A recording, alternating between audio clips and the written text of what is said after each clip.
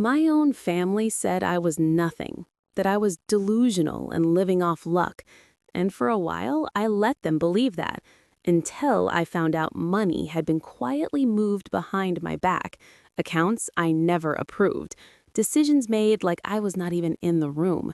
And that was the moment this stopped being about hurt and turned into something else, something closer to revenge, the kind you do by the book, because once the federal audit started, everything unraveled fast.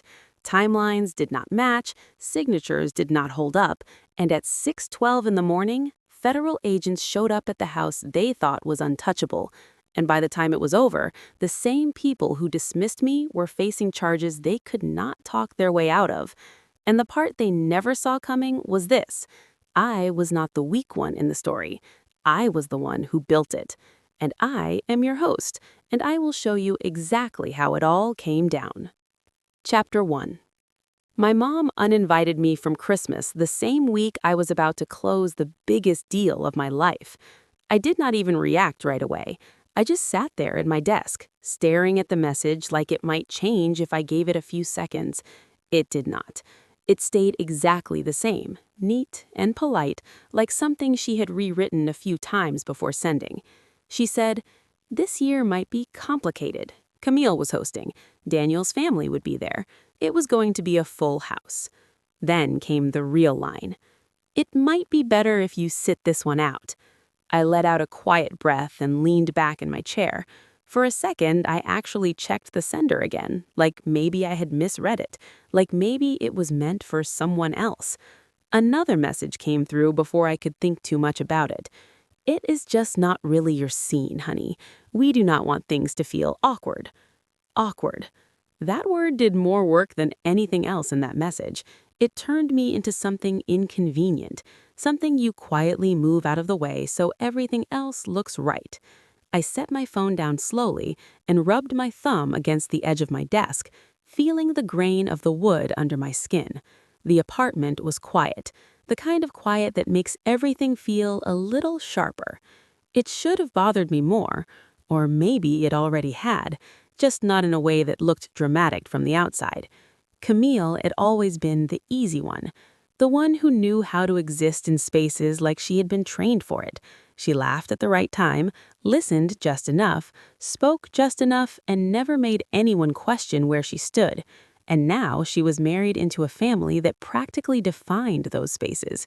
Daniel Whitmore. The name carried weight in a way you could feel even if no one explained it to you. His parents sat on boards, funded companies, shaped things quietly from behind the scenes.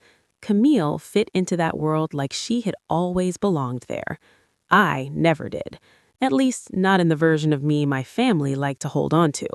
I could still hear my dad's voice from a few years ago, steady and calm, like he was giving me advice instead of closing a door. "You're smart, Lyra, but you need something stable. You cannot build your life on something uncertain." My mom had nodded like it was obvious.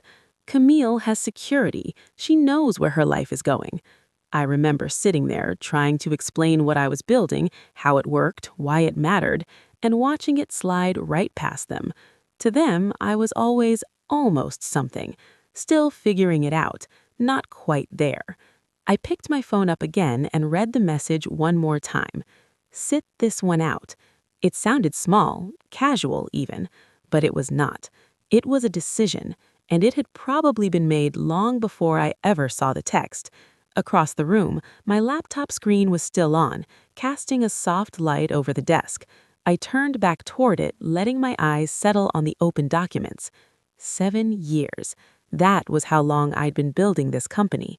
7 years of working through nights that blurred into mornings, of pitching people who barely listened, of learning how to stay in the room even when it felt like I had already been dismissed.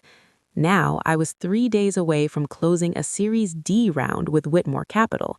Not a small check, not a favor, a deal that would push us into a completely different level. If I signed it the wrong way, I wouldn't just lose leverage, I would disappear from my own company. I scrolled through the term sheet again slower. Board control, voting rights, protective provisions written in language that looked neutral until you understood how much power they carried. They wanted in, but they also wanted influence, and if I gave them too much, I wouldn't be able to take it back. My phone buzzed again. Camille. Hey, Mom told you, right? I stared at the message, then locked my screen without replying. Another one came in almost immediately. I just want everything to go smoothly this year.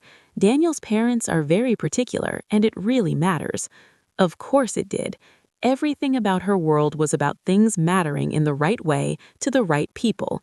I could already hear how she would explain me if I came up. Lyra is still figuring things out.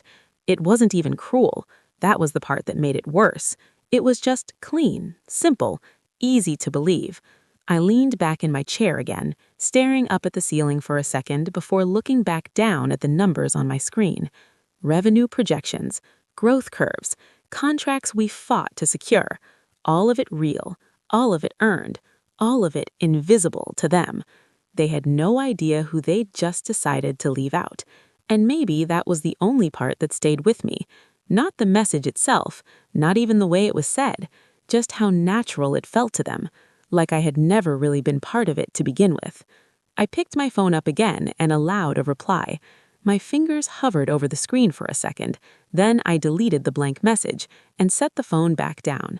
There was nothing I could say that would change anything tonight, and I'm not sure I wanted to try. Outside, a car passed, headlights sliding across the wall before disappearing. The city kept moving, steady and indifferent. I turned back to my laptop and pulled the contract into focus again. This was my scene. Not a dinner I had to be invited to, not a room where I needed to be explained, a table where decisions actually mattered. If I got this right, everything changed. If I got it wrong, I lost everything.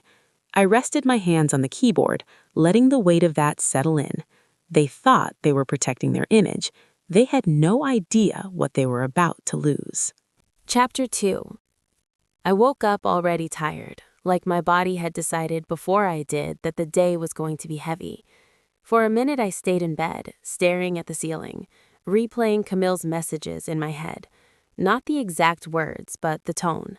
Smooth, controlled, like she had already moved on from the conversation the second she sent it.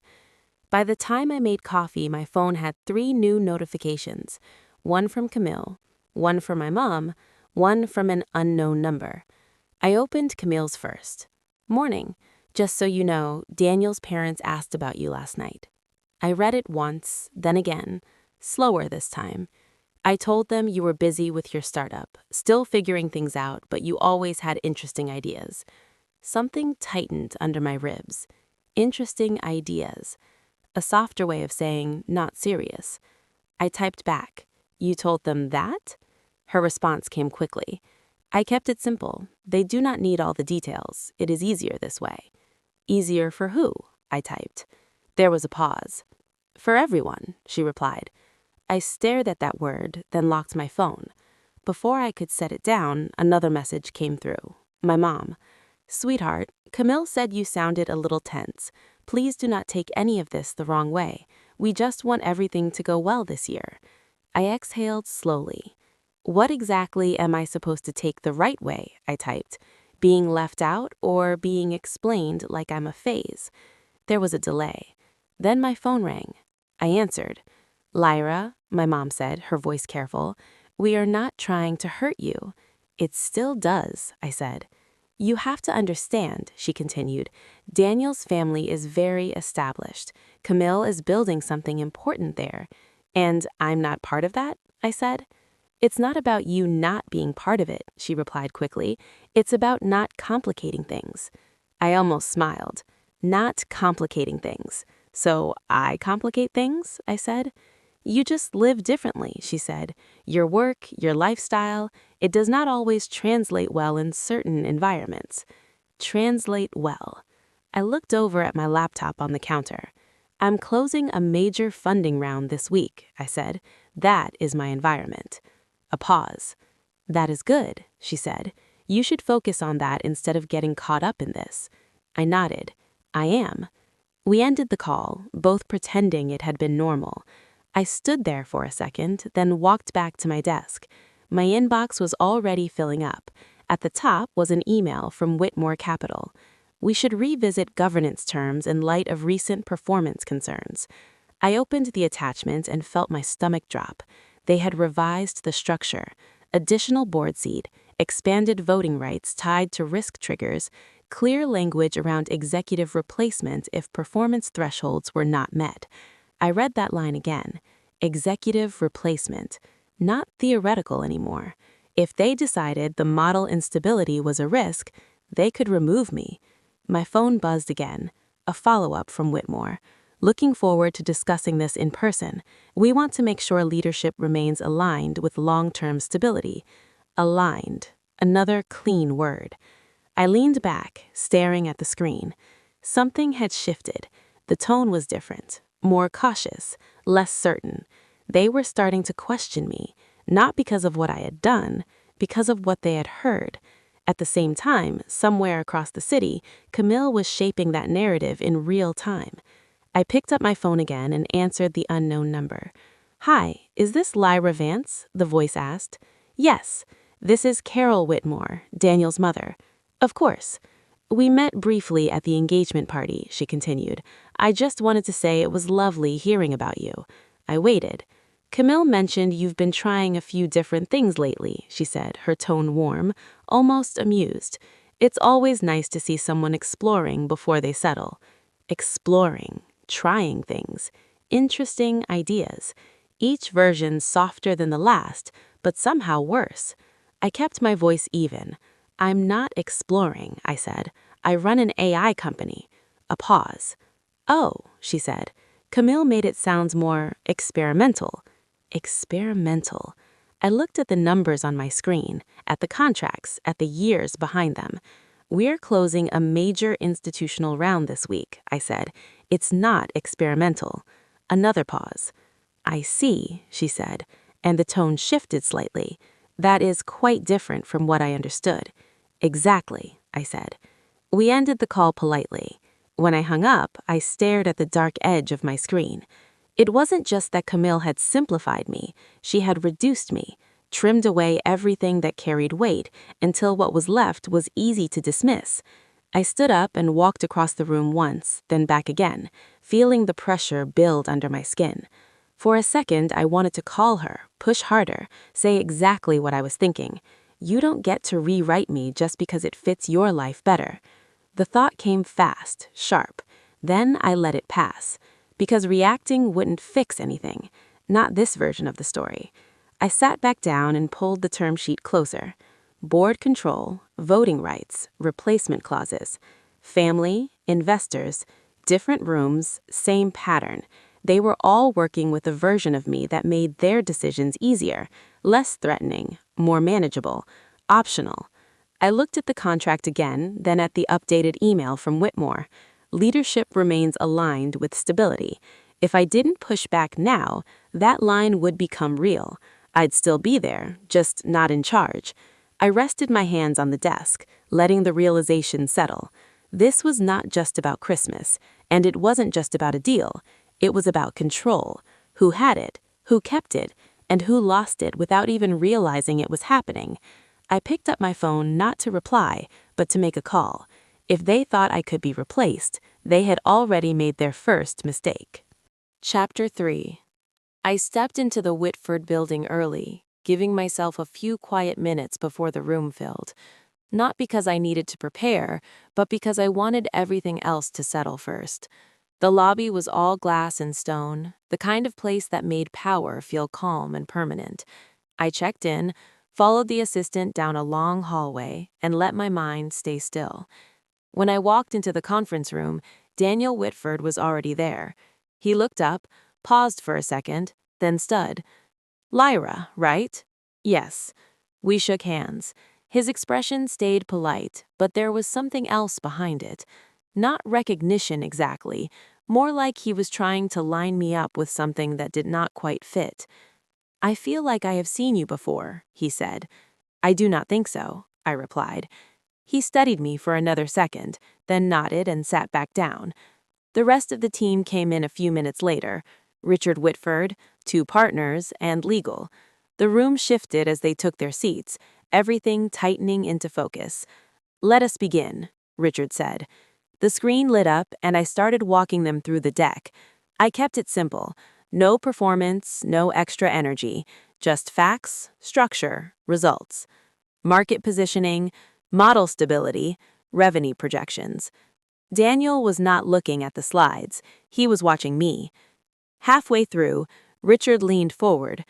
"You scaled your last company to acquisition in under 4 years," he said. "Yes. And before that, Stanford Research Lab?" "That is right." He nodded, flipping a page. "That's a strong track record. It is consistent," I said. Daniel glanced down at the document in front of him, his finger stopping at the header. Vance Systems. He did not move for a second. Then he looked up again, sharper this time. "Your sister mentioned you were still figuring things out," he said. The room went quiet for just a beat. "I am not figuring things out. I am running a company with defined metrics and measurable growth." He did not look away. "That's not how it was presented to us." "I know," I said. That was all. No explanation, no defense. Just enough to let the gap sit there. Richard cleared his throat and moved things forward. "Let us talk about governance." The next slide came up. Board structure, voting rights, control thresholds. One of the partners leaned in. "We are proposing an additional board seat tied to performance stability." "Define stability," I said. He hesitated, then glanced at legal. "Within acceptable commercial thresholds." "Those thresholds are not in this draft," I said. Legal stepped in. "They would be finalized later." "After signing," I said. A small pause settled over the table. Richard folded his hands. "We need protection here, Lyra." "So do I," I said. That landed differently than the rest. Daniel shifted slightly in his chair. "We also included a clause around executive replacement," the partner added. "I saw that. It's tied to triggers that are not clearly defined. It's standard language. It's flexible language," I replied. Legal straightened a page in front of them. "We can refine it." "Before anything is signed," I said. Another pause. This one longer. I leaned forward just a little. "If we're talking about alignment, then clarity matters. Ambiguity does not protect either side. It just leaves room for interpretation." No one spoke right away. Daniel broke the silence. "She's right." Richard glanced at him, then back at me. "What are you proposing?" I slid my version of the term sheet across the table. Defined metrics, mutual agreement on triggers, no unilateral control tied to vague language. Legal scanned the page. "And the board seat?" "Observer status until specific milestones are met. Clear benchmarks, not assumptions." The partner frowned slightly. "That limits our ability to step in." "It ensures you step in for the right reasons," I said. Daniel leaned back, still watching me. "Your last round. Oversubscribed." "Yes." "By how much?" "About 30%. He nodded slowly. "And your lead investor?" I told him. One of the partners shifted almost immediately. That name changed the weight of the room. Richard closed the folder in front of him. "This is not what we were told," he said. "No, it's not." Daniel let out a quiet breath. "Camille said you were still experimenting," he said. I met his eyes. "I am not experimenting." He held my gaze for a second longer, then looked down at the deck again. Everything he was seeing did not match what he had been told, not even close. The numbers were real, the track record was real, the structure was solid. It wasn't a misunderstanding, it was something else. A deliberate shift in how I had been described, softened just enough to sound harmless, but inaccurate enough to change how decisions were made. He could see it now, piece by piece, and the more he looked, the less it made sense. Daniel sat forward again, slower this time. "Lyra Vance," he said, almost to himself. "Yes?" He nodded once, like something had finally clicked into place.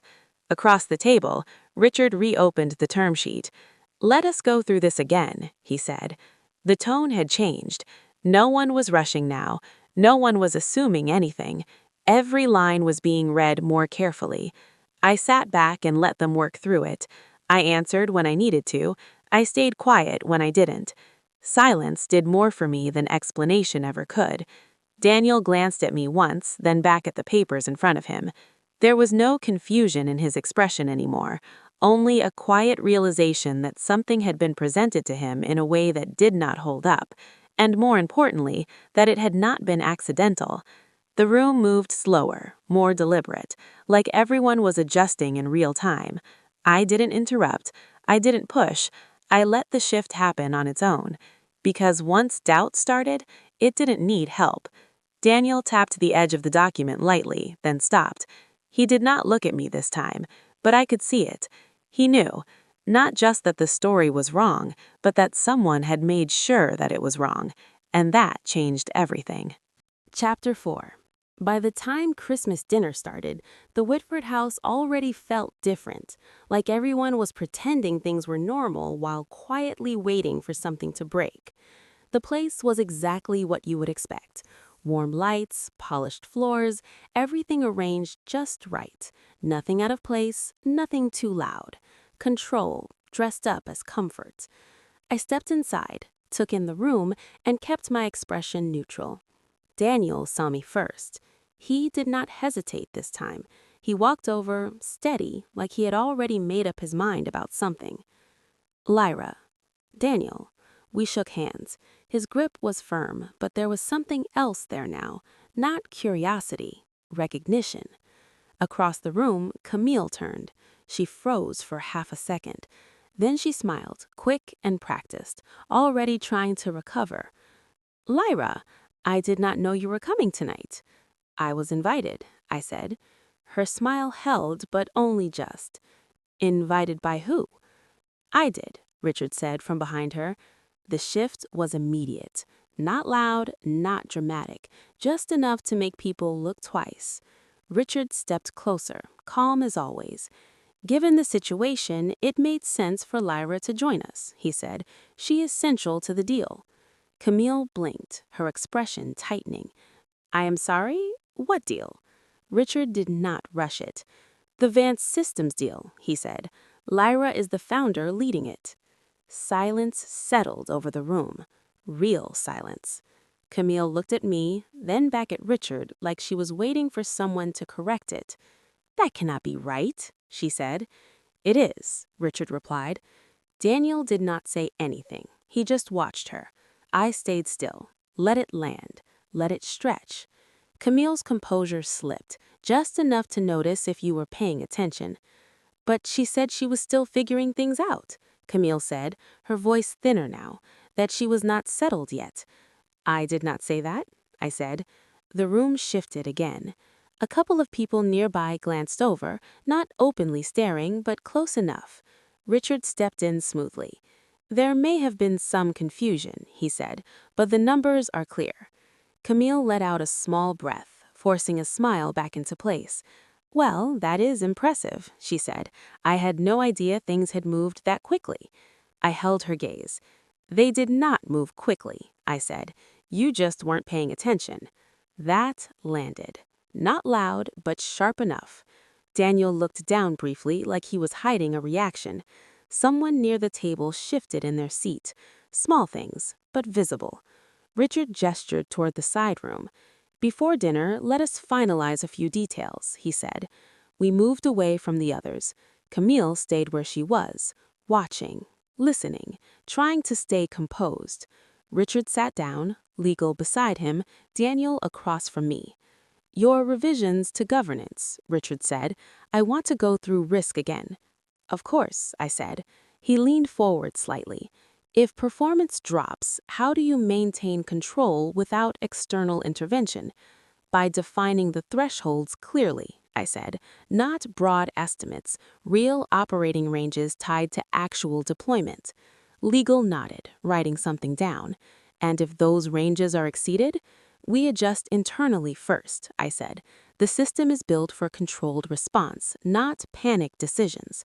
Richard steadied me. And liability exposure. Contained, I said. No open-ended risk. That's already built into the structure I sent. Daniel spoke next. You are confident you can hold that line? Yes. Without needing us to step in. Correct. He leaned back considering that, not challenging it, testing it. Richard tapped the document lightly. This is a stronger position than we expected. It is the real position, I said. A short pause, then Richard nodded. All right, he said. We proceed under your terms. Clean, direct, no hesitation. Daniel glanced at me again, slower this time, not surprised anymore. Certain. We stood and moved back toward the dining room. Conversations picked up again, but they sounded different now, more careful, more aware. Camille approached me as I reached the table. You could have told me, she said quietly. I didn't need to, I replied. Her jaw tightened. You let me believe something that wasn't true. I looked at her, steady. You decided what was true without asking. She didn't have an answer for that. Around us, people pretended not to listen, but they were. That was the part she couldn't control. Daniel spoke to me during dinner, asking a few measured questions. Nothing aggressive, just enough to show where he stood now. Richard treated me like a partner, not a variable. The difference was obvious. Camille sat across from me, quieter than usual, still composed, still polished, but the edge was gone, replaced with something tighter, less certain. At one point, one of the partners asked her something about the deal, casual, almost offhand. She hesitated, just for a second, then answered, but it wasn't as confident as before. Another small shift, another piece falling out of place. I didn't react. I didn't need to. Everything was already happening. I set my glass down and let the noise of the room fill the space between us. I hadn't argued, I hadn't explained, I hadn't corrected every version of the story she told. I just let the truth sit there long enough for people to see it for themselves. And once they did, there was no going back. Camille looked at me one more time, something unreadable in her expression. Not anger, not even embarrassment, something closer to realization that the version of me she had built no longer worked, and that she was the one standing inside it. I held her gaze for a second, then looked away. Dinner carried on, but nothing in that room was the same anymore. And this time, the shift was not quiet. It was permanent, and it was only the beginning. Chapter 5. The quiet did not disappear after that night. It settled deeper into the house, like everyone had finally understood something they could not undo. I woke up without that tight feeling in my chest for the first time in years. No urge to explain myself, no need to replay conversations in my head. Just a strange, unfamiliar calm that did not ask anything from me. Camille was already downstairs again. She did not try to act normal this time. No small talk, no polite smile, just honesty, or at least something close to it. I meant what I said yesterday, she said. I figured you did, I answered. She nodded, like she expected me to challenge her, but I did not. I keep thinking about how long I let that version of you exist, she said. How easy it was for me to believe. It was convenient, I said. She swallowed, then gave a small nod. Yeah, it was. There was a pause, heavier than before, but not as sharp. I'm not asking you to trust me again, she said. I wouldn't if I were you. That almost made me smile. That is probably the most honest thing you've said to me. She let out a quiet breath. I know I cannot fix it, she said. I just didn't want to walk away without saying it out loud. You said it, I replied. And that was all she was going to get. Not forgiveness, not closeness, just acknowledgement. We stood there for another second, then she stepped back, giving me space without making a show of it. That alone told me more than any apology could. Her parents were different too. Not warmer, not suddenly affectionate, but careful, like they were aware now of how easily they had been wrong. Her mother spoke first while pouring coffee. We should have asked more questions, she said. We did not, and that's on us. I nodded. It happens, I said. Her father looked at me for a moment longer than usual. "You built something real," he said. "We should have seen that sooner." "Maybe," I said.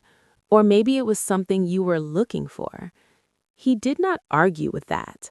The truth had a way of ending conversations faster than anything else. By the time I stepped outside later that afternoon, the air felt different, like the tension had nowhere left to go.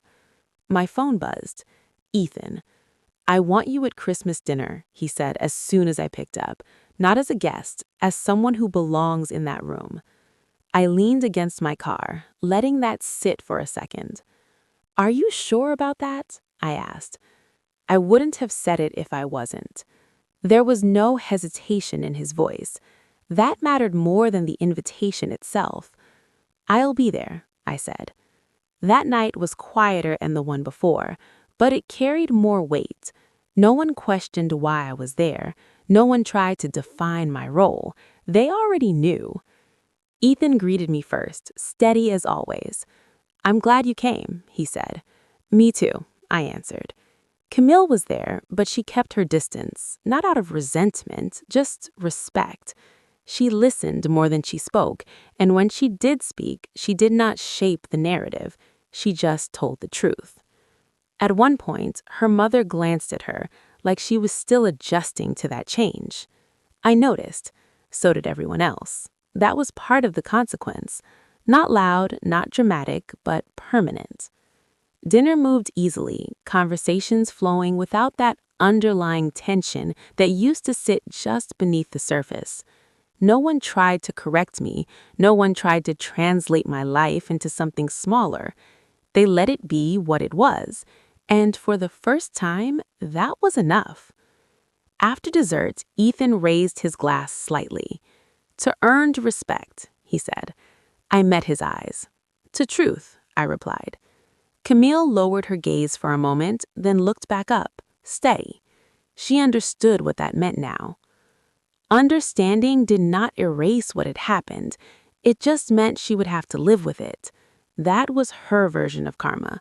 Not losing everything, just losing the version of the story that had protected her. And now she had to sit with that truth every time someone else spoke about me differently than she once did. When I stepped outside later, the night air felt cold, sharp against my skin.